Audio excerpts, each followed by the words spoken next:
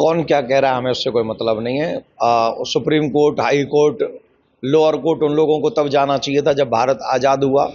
और आज़ादी के बाद 1954 में पाकिस्तान देने के बावजूद भी एक वक्फ बिल लाकर, एक वक्फ बोर्ड बनाकर इस देश में और एक पाकिस्तान बनाने की जो इजाज़त उस सरकार ने दी थी, तो हमको लगता है कि पहले तो उसके खिलाफ कोर्ट जाना चाहिए, उन्हीं लोगों को जो आज कोर्ट में गए हैं। और ऐसा कोई भी संस्था नहीं हो सकती कि जो जज भी मेरा, वकील भी मेरा और निर्णय भी मेरा, और मैं जिसको कह दूं, उन्होंने तो कह दिया पार्लियामेंट मेरा, पार्लियामेंट मेरा, उन्होंने तो हाई कोर्ट प्रयागराज को कह दिया था मेरा, वो तो एक दिन आपके स्टूडियो को कह देंगे कि ये भी मेरा। तो जिन लोगों ने कवर करना, घेरना, हाईवे कवर करना, गांव कवर करना, 1500 साल पुराना मंदिर कवर करना, ये मनमानी कैसे चलेगी? हम एक संवैधानिक देश में रहते हैं, वो संविधान का अपमान नहीं है, वो संविधान की हत्या है कि 1500 साल पुराने मंदिर को कह देना है मेरा है। इतने पूरे 2000 के 3000 लोग जिस गांव में रह रहे हैं उस पूरे गांव को कह देना ये मेरा है, और 2 लोगों का नाम छोड़ देना, ये है संविधान की हत्या। और ऐसी संविधान की हत्या जब खुद करते रहे 75 साल, तब उन्हें न कोर्ट की याद आई, न सुप्रीम कोर्ट की याद आई।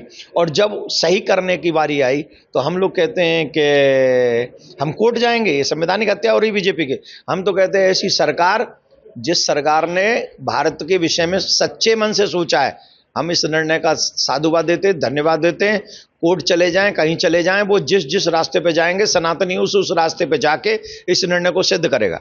एक तरफ उत्तर प्रदेश में रामनवमी की जो शोभा यात्रा है हर्षोल्लास के साथ निकली, वहीं पश्चिम बंगाल में आरोप है कि भगवा झंडा को लेकर हमला किया गया। तो ये अब कहाँ गया संविधान? हमला करने वाले कौन है? हमला करने वाले बंगाल देश से थोड़ी आए, बांग्लादेश से आए। हमला करने वाले बंगाल के ही है ना। और बंगाल में भी एक विशेष समुदाय, अभी हमने मुरैना में, काफी लोग कह रहे हैं कि हम सड़क पे उतर जाएंगे, सड़क पे उतर जाएंगे। कल हम मुरैना में थे, मध्य प्रदेश में थे, 1.5 से 2 लाख आदमियों को लेकर कल रामनवमी की यात्रा निकाली हमने। कितने?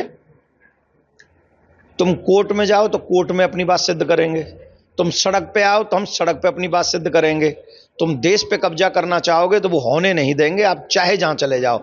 ये पूरा देश राम का था, राम का है, माय डियर, राम का ही रहेगा। बंगाल में तो हालत दूसरी, कब तक रह लेगी? 26 में देख लेंगे, देख लेंगे। क्यों ममता बनर्जी की राजनीति? ममता बनर्जी भी तो हिंदू है, ये तो उन्हें आत्मचिंतन करना चाहिए कि एक हिंदू के घर में पैदा होकर और सनातन धर्म के शोभा यात्रा पर अगर वहां पत्थरबाजी हो रही है तो ये ममता बनर्जी के लिए चिंतनीय विषय है। यहां आप कितने साल रह लेंगे मुख्यमंत्री? कितने साल? 20 साल, 25 साल, 50 साल? इसके बाद भी तो एक बार जीवन को हमें कहीं ना कहीं छोड़ना पड़ता है ना, यात्रा को।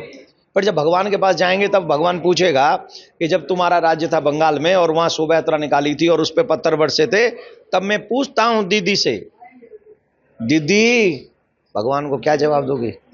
नहीं दे पाओगे। धर्मो हतो हतो हंति, जिसने धर्म की हत्या की है, धर्म ने उसको सुपड़ा साफ कर दिया है।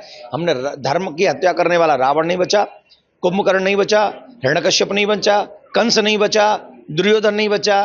आजकल के लोग कौन से घास फूस के, कोई ये तो किसी खेत की मूली नहीं है। तो मैं कहूंगा धर्मो रक्षति रक्षिता।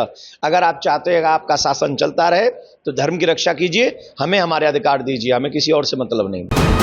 वीके न्यूज, राष्ट्र के नाम।